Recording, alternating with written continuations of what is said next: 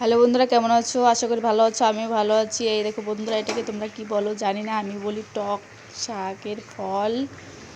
এটার নাম কি জানি না আমি সঠিক, আমি টক শাকের ফল বলে চিনি। তোমরা জানলে অবশ্যই বলবে।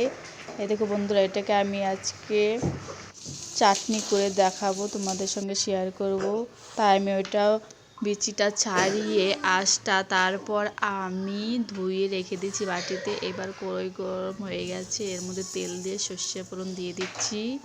সর্ষে ফোড়ন দিয়ে বাটিতে এই টকের বীজটা এবার আমি দিয়ে দিচ্ছি। তেলের উপর ভালো করে নাড়াচাড়া করে তারপর স্বাদ মতন লবণ দিয়ে দেব। আবার একটু নাড়াচাড়া করব।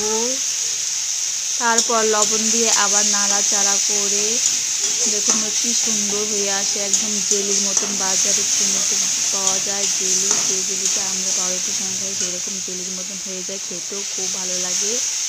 আমি আগে খাইনি, এবার আমি নতুন করে খেলাম, খুব টেস্টি লাগে।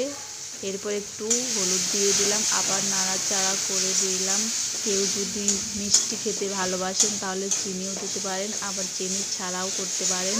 তাই এই দেখো বন্ধুরা, আমি একটু মিষ্টি পছন্দ করি, তার জন্য আমি একটু চিনি দিয়ে দিলাম এখানে। চিনি দিয়ে আবার কিছুক্ষণ নাড়াচাড়া করে এখানে আমি জল দেব না, একদম জেলি বাজারে কিনতে পাওয়া যায় ঠিক ওই রকমই দেখতে লাগে, কিন্তু খেতে লাগে খুবই ভালো। একবার বানিয়ে খাইয়ে দেখবেন, খুব ভালো লাগে। এই দেখুন বন্ধুরা, আমি নামিয়ে নিয়েছি। কি সুন্দর হয়েছে বলবেন প্লিজ কমেন্ট করে কেমন হয়েছে, একবার খেয়ে দেখবেন। আর নামটা জানা থাকলে বলবেন প্লিজ।